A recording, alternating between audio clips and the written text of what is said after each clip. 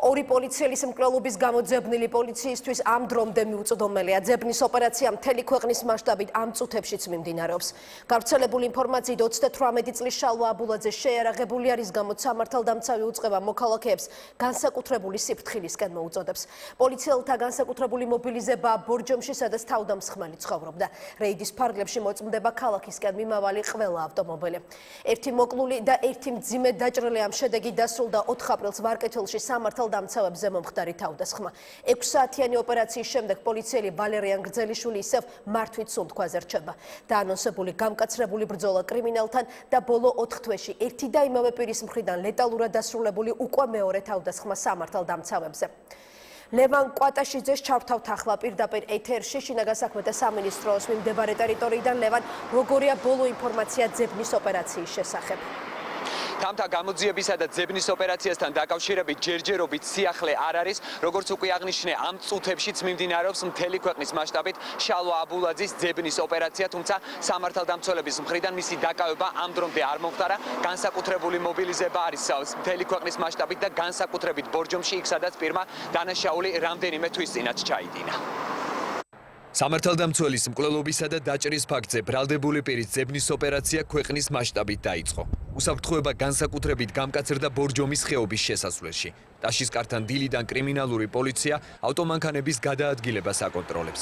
ხეობაში შესვლის უფლება მძღოლებს სპეციალური შემოწმების შემდეგ ეძლევათ. პოლიციის მკვლელობას უკავშირდება. რა გითხრეს რომ გაგაჩერეს? უბრალო შემოწმების მიზნით. სამძებრო საგამოძიებო მოქმედებების პარალელურად შინაგან საქმეთა სამინისტრომ და მთავარმა პროკურატურამ მკვლელობის საქმეზე ძებნილი პირის ფოტო გაასაჯაროვა. ბრალდებული 1977 წელს ბორჯომში დაბადებული შალვა აბულაძეა. მეცახელად ჩალალო, რომელიც წარსულში მკვლელობის მცდელობისთვის იხდიდა სასჯელს. დამნაშავის დასაკავებლად შინაგან საქმეთა სამინისტროს თანამშრომლები ოპერატიულ სამძებრო სამუშაოებს ამ წუთებშიც ატარებენ. გამოძიება უკვე ესე ვიტყოდი რომ დამთავრდა. თითქმის ამას უკვე პროკურატურა გააკეთებს ამ განცხადებას. ძებნის ოპერაცია მიმდინარეობს, უფრო და უფრო მეტად ჩავთვალოთ სხვადასხვა დეპარტამენტებს, არ არის მარტო კრიმინალური პოლიცია, არის სუსის დეპარტამენტი, ასევე კონდაზროა, ყველა ძალას გამოვიყენებთ, რომ გადავხუროთ მთლიანად საქართველოს. შალვა აბულაძეს ისანის სამგორის მერვე განყოფილების თანამშრომლის ვალერიან გრძელიშვილის დაჭრა შეედება ბრალი. დაშავებული ამ დრომდე გადაუდებელი ქირურგიისა და ტრავმატოლოგიის ცენტრში ექიმების მეთვალყურეობის ქვეშ რჩება. პაციენტის ჯანმრთელობის მდგომარეობა დღეს შედარებით გაუმჯობესდა. უკვე გონებაზეა, ლაპარაკი შეუძლია, მაგრამ კვლავ მართვით სუნთქვაზე იმყოფება. შევწყვეტ ქირურგიული თვალსაზრისით გაუმჯობესება არის. თუ გართულებას რამე არ მივიღეთ, ავტოფილ წესი კარგად უნდა იყოს. ისი კარგად ჩაიარა. კარგად ჩაიარა. დაჭრილი პოლიციის თანამშრომელი დღეს პირადად მოინახულა პრემიერ-მინისტრმა. ირაკლი ღარიბაშვილი ვალერიან გრძელიშვილის ოჯახის წევრებს და ექიმებს შეხვდა.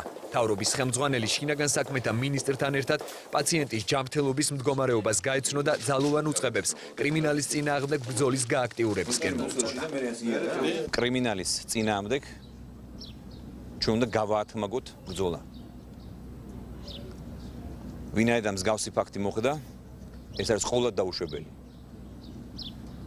და მე მიმართავ ყველა პოლიციელს, რომ იმოქმედეთ კანონით განსაზღვრულ ფარგლებში. ასეთი ადამიანები, რომლებიც გარეთ არიან კრიმინალის გულისხმობ, მათი ადგილი აქ არ არის. მათი ადგილი არ არის ჩვენ საზოგადოებას, ჩვენს ხალხს შორის, ჩვენ შორის. მათი ადგილი არის ან ციხეში, ან სხვაგან. მანამდე კი პრემიერ-მინისტრი დაღუპული პოლიციელის ოჯახში იმყოფებოდა. ირაკლი ღარიბაშვილმა ბექა მარგიშვილის ოჯახს პირადად მიუსამძიმრა.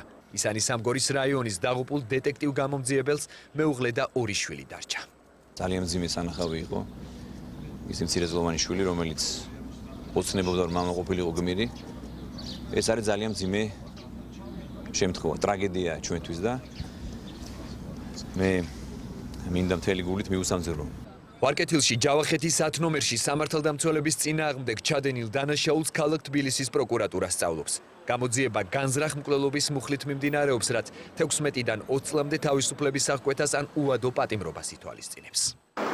ვარკეთილში ჯავახეთის 10 ნომერში სამართალდამცველების წინააღმდეგ ჩადენილ დანაშაულს, რასაც ერთი პოლიციელი სიცოცხლე ემსხვერპლა, მეორე კი მძიმედ დაიჭრა, ფაქტს დღეს კიდევ ერთხელ მოხვა პოლიტიკური შეფასებები, როგორც უმრავლესობის, ასევე უმცირესობის მხრიდან, რაც შეეხება საპარლამენტო ოპოზიციის ნაციონალური მოძრაობის წევრებს, მათ დღეს დაჭრილი პოლიციელი უშუალოდ მოინახულეს საავადმყოფოში და მისი ჯანმრთელობის მდგომარეობასაც გაეცნენ. ძალიან სამწუხაროა, რომ დღეს ასეთი ფაქტები ხდება კრიმინალის გააქტიურების ფონზე და ჩვენ მართლაც ერთი მადლიერი უნდა ვიყოთ ჩვენი ძალიან ღირსეული პოლიციელების და მეორეც მათი უფლებებიც და მათი ღირსებაც დაცული უნდა იყოს, მათი ჯანმრთელობაც უნდა იყოს დაცული და ეს არის მთელი საზოგადოების საფიქრალი და ბუნებრივია ხელისუფლების. მინდა მხოლოდ ვისურვო, რომ ძალიან სწრაფად მოხდეს ამ საქმის გამოძიება, ისე როგორც სხვა დანაშაულების. ბუნებრივია ეს საზოგადოებაში არჩენს ძალიან დიდი დაუცველობის განცდას. ყველაში.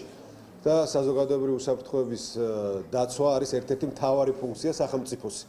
რაშიც მე ბუნებრივია ვისურვებდი, რომ მეტად აქტიურად ჩაერთოს ყველა სტრუქტურა, ვისაც ეს ხელეწიფება. მე მინდა პირველ რიგში იმ ტრაგედიას გამოვეხმაურო, რომელიც დასრულდა ჩვენი თვალსაჩინო ახალგაზრდის პოლიციელის სიკვდილით, მიუსამძიმრო მის ოჯახს. დროა რომ იარაღთან დაკავშირებით ის წესები გამკაცრდეს, რისი შემოთავაზებას ჩვენ გავაკეთეთ და ჩვენ გადავხედოთ, რა თქმა უნდა, დანაშაულთან ბრძოლის სტრატეგიას, ოღონდ ისე, რომ არ დაგვაიწყდეს ადამიანის უფლებები და რათა საქართველო არასდროს არ დაუბრუნდეს ნულოვანი ტოლერანტობის კულტურას. პოლიციელის გარდაცვალება არის საშინელი ტრაგედია როგორც დაღუპულის ოჯახისთვის, ისე მთელი საქართველოსთვის, სამართალდამცველი სტრუქტურებისთვის. რამდენადაც ვიცი, მეორე პოლიციელი არის მძიმედ დაჭრილი და ამჟამად საავადმყოფოში იმყოფება. მას სწრაფ გამოჯანმრთელებას უსურვებ. მიმდინარეობს საგამოძიებო სამუშაო და სამართალდამცველებიც ცდილობენ დააკავონ დამნაშავე. იმისთვის რომ პოლიცielis დაცვა იყოს უზრუნველყოფილი, გატარდება რიგი ღონისძიებები, მაგრამ ეს ის საკითხია, რომელიც ალბათ გამოძიების დასრულების შემდეგ გადაწყდება. ასეთია პოლიტიკური შეფასებები პოლიციელის მკვლელობისა და დაჭრის ფაქტზე ბრალდებული პირის შალვა აბულაძის მეტსახელად შალალოს ზებნის ოპერაცია ამ წუთებშიც მთელი ქვეყნის მასშტაბით მიმდინარეობს, იმის გამო რომ პირი შეიარაღებულია, საგამოძიებო უწყებები მოსახლეობას სიფრთხილისკენ მოუწოდებენ. გმადლობთ, ეს იყო ლევან კვატაშიძე, რომელიც ზებნის ოპერაციის შესახებ საუბრობდა.